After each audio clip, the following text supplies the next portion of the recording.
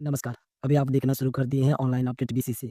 यहाँ पर आपको 2026 से जुड़े कुछ महत्वपूर्ण सवाल सोशल साइंस क्लास 10वीं का दिया जाएगा, जिसमें आप लोग महत्वपूर्ण क्वेश्चन को देखना प्रारंभ करते हैं। तो चलिए हम लोग शुरू करते हैं। तो पहला प्रश्न कह रहा है आपका कि हिंद चीन में कौन-सा राष्ट्र शामिल नहीं है? तो हिंद चीन में जो है वो चीन शामिल नहीं है। तो अगला प्रश्न है आपका कि वियना कांग्रेस कब हुआ था? तो वियना कांग्रेस जो है वो हुआ था आपका 1815 में। 2 नंबर का ऑप्शन नंबर ए सही आंसर हो जाएगा। और अगला प्रश्न है आपका कि भारत में गदर पार्टी की स्थापना किसने की? तो भारत में जो है गदर पार्टी की स्थापना जो है वो लाला हरदयाल ने किया था।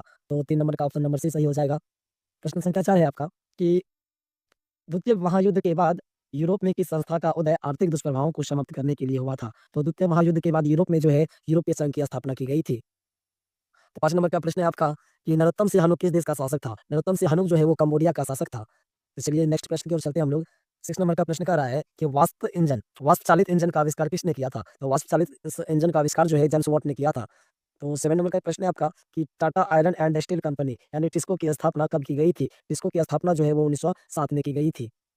8 नंबर का प्रश्न है कि गोलघर कहाँ स्थित है? तो गोलघर बिहार के पटना में स्थित है। तो सही आंसर हो जाएगा आपका बी नंबर।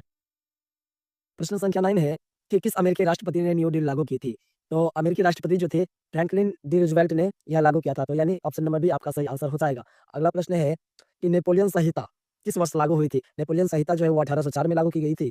अगला प्रश्न है आपका कि फ्रैंकफर्ट की संधि कब हुई थी? तो फ्रैंकफर्ट की संधि जो है वो 1871 में हुई थी। अगला प्रश्न है आपका कि कार्ल मार्क्स का जन्म कहाँ हुआ था? तो कार्ल मार्क्स का जन्म जो है वो जर्मनी में हुआ था। अगला प्रश्न है आपका कि 1991 में निम्न में से कौन अस्तित्व में आया? तो 1991 में भारत में नई आर्थिक नीति लागू की गई थी।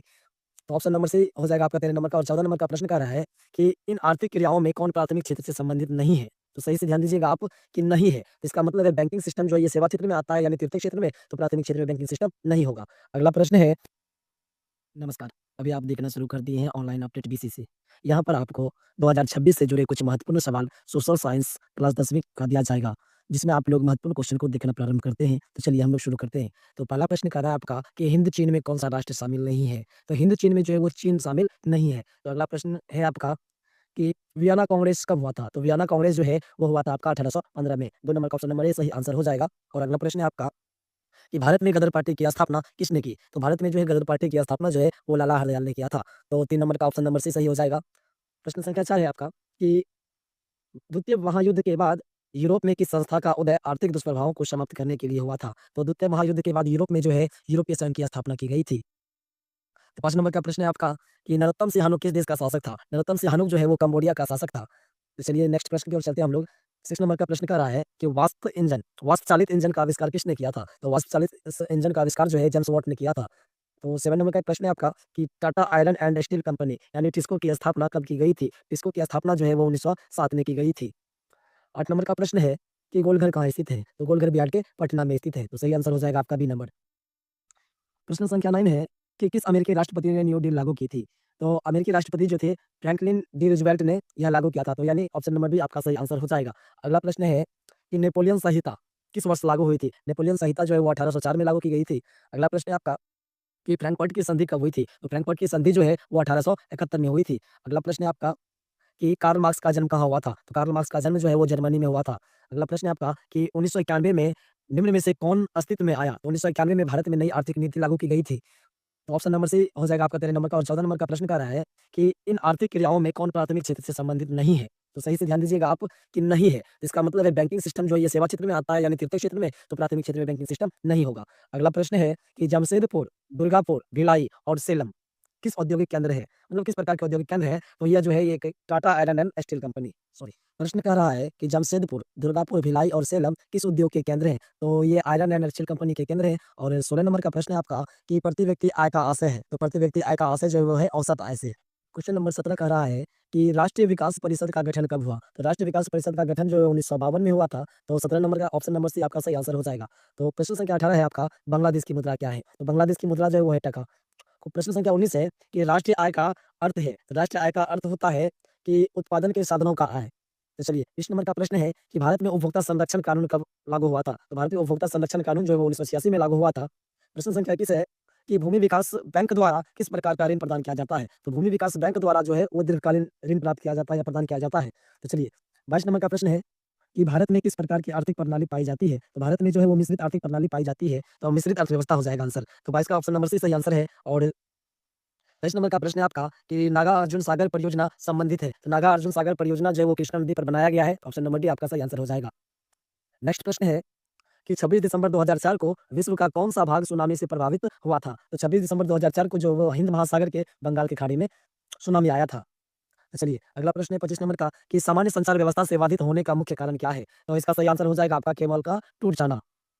26 नंबर का प्रश्न है कि बाढ़ क्षति पहुँचाती है। तो बाढ़ जब आती है तो ये फसलों, पशुओं और भवनों तीनों को क्षति पहुँचाती है। यानी ऑप्शन नंबर डी उपरोक्त सही आंसर हो जाएगा। 27 नंबर का प्रश्न है कि स्वर्णिम चतुर्भुज संबंधित है। स्वर्णिम चतुर्भुज जो संबंधित है यह है सड़क मार्ग से, जो भारत के 4 बड़े महानगरों को जोड़ता है यानी दिल्ली, मुंबई, चेन्नई, कलकत्ता। इन चारों को जोड़ने वाले मार्ग को स्वर्णिम चतुर्भुज मार्ग कहा गया है। तो ये सड़क मार्गों से संबंधित है। तो 28 नंबर का प्रश्न है आपका कि बाढ़ के समय लोगों को जाना चाहिए, तो लोगों को उच्च भूमि की ओर जानी चाहिए। तो चलिए 29 नंबर का प्रश्न है कि निम्न में से कौन क्षेत्रीय राजनीतिक दल है? तो जनता दल यूनाइटेड जो है ये क्षेत्रीय राजनीतिक दल है। 30 नंबर का प्रश्न है कि चुनाव कौन करवाता है? यानी पंचायत चुनाव जो है वो राज्य चुनाव आयोग द्वारा करवाया जाता है। ऑप्शन नंबर सी 30 नंबर का हो जाएगा। तो 31 नंबर का प्रश्न है कि भारत के किस राज्य में पंचायती राज की शुरुआत हुई थी? तो भारत के जो है राजस्थान में पंचायती राज की शुरुआत हुई थी। 32 नंबर का प्रश्न है कि वर्ष 1975 भारतीय राजनीति में किस लिए जाना जाता है? तो भारत की राजनीति जो 1975 में देश में आंतरिक आपातकाल लागू हुआ था इसलिए जानी जाती है। तो ऑप्शन नंबर सी आपका सही आंसर हो जाएगा।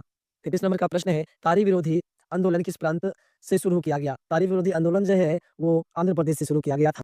चलिए 34 नंबर का प्रश्न है कि धर्म को समुदाय का मुख्य आधार कौन मानता है? धर्म को जो है समुदाय का मुख्य आधार वो सांप्रदायिक लोग मानते हैं। तो शायद 34 नंबर का आपका ए नंबर हो जाएगा। 35 नंबर का प्रश्न है कि सत्ता में साझेदारी सही है, क्योंकि? तो यह इसलिए सही है क्योंकि यह विभिन्न समुदायों के बीच टकराव को कम करती है। ऑप्शन नंबर डी आपका सही आंसर हो जाएगा। 36 नंबर का प्रश्न है कि नेपाल में सर्वदलीय गठबंधन का मुख्य उद्देश्य क्या था? तो नेपाल में जो सर्वदलीय गठबंधन बनी थी उसका मुख्य उद्देश्य था लोकतंत्र की स्थापना करना। 37 नंबर का प्रश्न है कि भारत के इन राज्यों में कौन कोयले का सबसे बड़ा उत्पादक राज्य है? तो भारत में सबसे अधिक कोयला जो है वो झारखंड में मिलता है, तो इसलिए इसका सही आंसर हो जाएगा झारखंड। 38 नंबर का प्रश्न है कि सौर ऊर्जा के उत्पादन के लिए सर्वाधिक उपयुक्त राज्य कौन है? तो सौर ऊर्जा के उत्पादन के लिए सबसे उपयुक्त राज्य जो है वो राजस्थान है, इसलिए आपका ऑप्शन नंबर सी हो जाएगा सही आंसर। 39 नंबर का प्रश्न है कि बिहार की पहली नदी घाटी परियोजना कौन है? तो बिहार में सबसे पहली नदी घाटी परियोजना जो थी वो थी सोन नदी घाटी परियोजना। 40 नंबर का प्रश्न है कि सुंदरवन टाइगर रिजर्व कहाँ है? सुंदरवन टाइगर रिजर्व जो है वो पश्चिम बंगाल में स्थित है। 41 नंबर का प्रश्न है कि भारत में सबसे लंबा बांध कौन है? तो भारत का जो है सबसे लंबा बांध वो हीराकुंड बांध है। 42 नंबर का प्रश्न है कि कौन प्राथमिक ऊर्जा का उदाहरण नहीं है? तो प्राथमिक ऊर्जा का उदाहरण जो है वो विद्युत होगा। ये प्राथमिक ऊर्जा का उदाहरण नहीं है। 43 नंबर का प्रश्न है कि पूर्व मध्य रेल का मुख्यालय कहाँ है? तो पूर्व मध्य रेल का मुख्यालय जो है वो बिहार के हाजीपुर में स्थित है। 44 नंबर का प्रश्न है कि चावल है, तो चावल जो है एक प्रकार की खरीफ फसल है। 45 नंबर का प्रश्न है कि निम्न में से कौन निजी क्षेत्र की कंपनी नहीं है? तो निम्न में से कौन निजी क्षेत्र की कंपनी नहीं है? तो सेल जो है वो निजी क्षेत्र की कंपनी नहीं है। 46 नंबर का प्रश्न है कि ऑपरेशन फ्लड का दूसरा नाम क्या है? तो ऑपरेशन फ्लड का दूसरा नाम जो है वो है श्वेत क्रांति। 48 नंबर का प्रश्न है कि लीची के उत्पादन के लिए बिहार के कौन 2 जिले प्रसिद्ध हैं? तो लीची के उत्पादन के लिए तो बिहार के जो जिले हैं वो मुजफ्फरपुर और वैशाली प्रसिद्ध हैं। 49 नंबर में है कि आय तथा उपभोग का अंतर क्या है? आय तथा उपभोग का अंतर जो है वो बचत कहलाता है। आय तथा उपभोग का अंतर बचत कहलाता है। तो 50 नंबर का प्रश्न है कि इनमें से कौन व्यापारिक बैंक की जमा का प्रकार नहीं है? तो व्यापारिक बैंक की जमा का प्रकार जो है अधिविकर्ष नहीं है। चलिए 51 नंबर का प्रश्न कह रहा है कि पूंजी बाजार में किस प्रकार के ऋण का लेन-देन होता है? तो पूंजी बाजार में जो है वो दीर्घकालीन ऋण का लेन-देन होता है। 52 नंबर का प्रश्न है किसने कहा ग्राहक हमारी दुकान में आने वाला सबसे महत्वपूर्ण व्यक्ति है। वह हम पर निर्भर नहीं बल्कि हम उन पर निर्भर रहते हैं। यह शब्द जो था यह गांधी जी का था। तो 52 नंबर का ऑप्शन नंबर सी सही हो जाएगा। और अगला प्रश्न है कि इनमें से कौन गैर आर्थिक आधारभूत संरचना का घटक है? इनमें से जो है शिक्षा को माना जाता है गैर आर्थिक आधारभूत संरचना का घटक। 54 नंबर का प्रश्न है कि इनमें से ऊर्जा का गैर पारंपरिक स्रोत कौन है? तो सबसे पहले यह बात समझ लीजिए गैर पारंपरिक स्रोत में वे सभी ऊर्जा आएँगे जो कभी समाप्त नहीं होंगे, यानी नवीकरणीय ऊर्जा। तो ज्वारीय ऊर्जा जो है वो आ जाएँगे आपके गैर पारंपरिक ऊर्जा के स्रोत में। 54 का ए नंबर हो जाएगा आपका सही आंसर। 55 का है गोंडवाना समूह के कोयले का निर्माण कब हुआ था? तो गोंडवाना समूह के कोयले का निर्माण जो है यह हुआ था लगभग 20 करोड़ वर्ष पूर्व। यानी ऑप्शन ही आपका गलत है, ऑप्शन नंबर बी आप सही कर सकते हैं, तो 20 करोड़ हो जाएगा। 56 नंबर का प्रश्न है कि निम्न में से कौन खरीफ फसल है? यानी इनमें आप देख सकते हैं खरीफ फसल कौन है? तो चावल को जो है वो खरीफ फसल कहा जाता है। तो चावल आपका सही आंसर हो जाएगा ऑप्शन नंबर ए। 57 नंबर का प्रश्न है कि इनमें से कौन रेशेदार फसल नहीं है? तो रेशेदार फसल जो नहीं है वो है आपका गन्ना। 58 नंबर का है प्रश्न कि कांडला विशेष आर्थिक क्षेत्र कहाँ है? तो कांडला विशेष आर्थिक क्षेत्र जो है वो गुजरात में स्थित है। ऑप्शन नंबर बी आपका सही आंसर हो जाएगा। अगला प्रश्न है आपका कि गुटेनबर्ग का जन्म कहाँ हुआ था? तो गुटेनबर्ग का जन्म जो है वो हुआ था जर्मनी में। ऑप्शन नंबर बी आपका सही आंसर हो जाएगा। 60 नंबर का है कि इंग्लैंड में मुद्रण कला की शुरुआत किसने की? तो इंग्लैंड में मुद्रण कला की शुरुआत जो है वो कैपेस्टन ने किया था। 61 नंबर का प्रश्न है कि 1917 की पहली रूसी क्रांति किस नाम से जानी जाती है? तो ध्यान देने वाली बात है कि पहली रूसी क्रांति कह रहा है। ऑप्शन नंबर ए आपका हो जाएगा फरवरी क्रांति। 62 नंबर का प्रश्न है कि लाल सेना का गठन किसने किया था? तो लाल सेना का गठन जो है वो किया था ट्रॉट्स्की ने। 63 नंबर का प्रश्न है कि ऑल इंडिया मुस्लिम लीग की स्थापना कब हुई? तो ऑल इंडिया मुस्लिम लीग की स्थापना जो है वो 1960 में हुई थी। 63 का ऑप्शन नंबर भी आपका सही आंसर है। अगला प्रश्न है कि तख्त श्री हरमंदिर जी साहिब कहाँ स्थित है? तो तख्त श्री हरमंदिर जी साहिब जो है वो पटना में स्थित है। तो चलिए ऑप्शन नंबर 65 की ओर चलते हैं। तो सिपाही विद्रोह कब हुआ था? सिपाही विद्रोह जो है वो 1857 में हुआ था। तो अगला प्रश्न है आपका 66 नंबर, श्वेत क्रांति का संबंध अर्थव्यवस्था के किस क्षेत्र से है? तो श्वेत क्रांति का संबंध जो है अर्थव्यवस्था के प्राथमिक क्षेत्र से है। 67 नंबर का प्रश्न है कि बिहार दिवस कब मनाया जाता है? तो बिहार दिवस जो है वो 22 मार्च को मनाया जाता है। तो चलिए अगला प्रश्न की ओर। अगला प्रश्न है कि सबसे बड़े पशु मेला का आयोजन किया जाता है। तो सबसे बड़े पशु मेला का जो आयोजन है वो सोनपुर में किया जाता है। 69 नंबर का प्रश्न है कि सासाराम में किस ऐतिहासिक शासक का मकबरा स्थित है? तो सासाराम में शेरशाह सूरी का मकबरा स्थित है। 70 नंबर का प्रश्न है कि फ्लाइंग शटल मशीन का आविष्कार किसने किया था? तो फ्लाइंग शटल मशीन का आविष्कार जो है वो जॉन के ने किया था। तो चलिए अगले प्रश्न की ओर चलते हैं।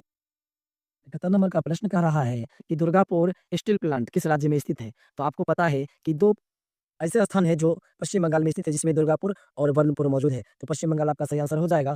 72 नंबर का प्रश्न है कि सेडान का युद्ध कब हुआ था? तो सेडान का युद्ध जो है वो हुआ था आपका 1870 में। 71 नंबर का प्रश्न है कि दुर्गापुर स्टील प्लांट किस राज्य में स्थित है? दुर्गापुर स्टील प्लांट जो है वो पश्चिम बंगाल में स्थित है। ऑप्शन नंबर सी आपका सही आंसर हो जाएगा। नेक्स्ट प्रश्न है कि सेडान युद्ध कब हुआ था? सेडान का युद्ध जो था वो 1870 में हुआ था। ऑप्शन नंबर डी आपका सही आंसर है। तो 73 नंबर का प्रश्न है कि हिगैल कौन था? तो हिगैल जो था एक दार्शनिक था, यानी ऑप्शन नंबर सी आपका सही आंसर हो जाएगा। 74 नंबर का प्रश्न है कि मार्च 1946 में फ्रांस एवं वियतनाम के बीच होने वाला समझौता किस नाम से जाना जाता है? तो 1946 वाला समझौता जो है वो हनोई समझौता के नाम से जाना जाता है। 75 नंबर का प्रश्न है कि बंगाल विभाजन कब निरस्त किया गया है या कब किया गया था? तो बंगाल विभाजन जो है वो 1911 को निरस्त किया गया था। तो ऑप्शन नंबर बी आपका सही आंसर हो जाएगा। 76 नंबर का प्रश्न है कि किस भूकंपीय तरंग की गहनता सबसे कम होती है? तो एल तरंग की जो है गहनता सबसे कम होती है, लेकिन एल तरंग जो है ये सबसे ज़्यादा खतरनाक होती है। 77 नंबर का प्रश्न है कि कुल जल का कितना प्रतिशत भाग महासागरों में है? तो कुल जल का 97% भाग जो है वो महासागरों में स्थित है। ऑप्शन नंबर डी आपका सही आंसर हो जाएगा। 78 नंबर का प्रश्न है कि बिहार की कोई किस नदी पर नदी घाटी परियोजना नहीं है? तो बिहार में जो है वो पुनपुन नदी पर नदी घाटी परियोजना नहीं है। 79 नंबर का प्रश्न है कि गेहूँ फसल है, तो गेहूँ जो है रबी फसल है, तो गेहूँ प्रमुख रबी फसल में आता है, इसलिए गेहूँ रबी फसल है। ऑप्शन नंबर बी आपका सही आंसर है। 80 नंबर का प्रश्न है कि बलवंत राय मेहता समिति का संबंध इनमें से किससे है? तो बलवंत राय मेहता समिति का जो संबंध था वो था पंचायती राज व्यवस्था से। तो चलिए हम लोग अब कुछ लघु उत्तरीय प्रश्न, दीर्घ उत्तरीय प्रश्न सभी सोशल साइंस विषयों का देख लेते हैं, जिसमें महत्वपूर्ण से महत्वपूर्ण प्रश्न आपको दिखाया जाएगा। तो सब्जेक्टिव में आप लघु उत्तरीय प्रश्न इतिहास का देख सकते हैं और आपको राजनीति विज्ञान के कुछ प्रश्न यहाँ पर दिखाया जा रहा है। तो चलिए आप लोग सब्जेक्टिव देख लीजिए। तो कुछ प्रश्न इस प्रकार आपका इतिहास का है और राजनीति विज्ञान। तो कुछ इसी से रिलेटेड क्वेश्चन आपको बोर्ड एग्जाम में देखने को मिल सकते हैं। तो आप लोग नोट कर लेंगे और इस सब क्वेश्चन का आप स्क्रीनशॉट लेकर या कॉपी में लिख करके इसका आंसर अवश्य याद कर लेंगे। भूगोल का कुछ प्रश्न बहुत ही महत्वपूर्ण देखा जा रहा है और आपदा प्रबंधन जिसमें आप देख सकते हैं भूकंप सबको देखना बहुत ही ज़रूरी होता है।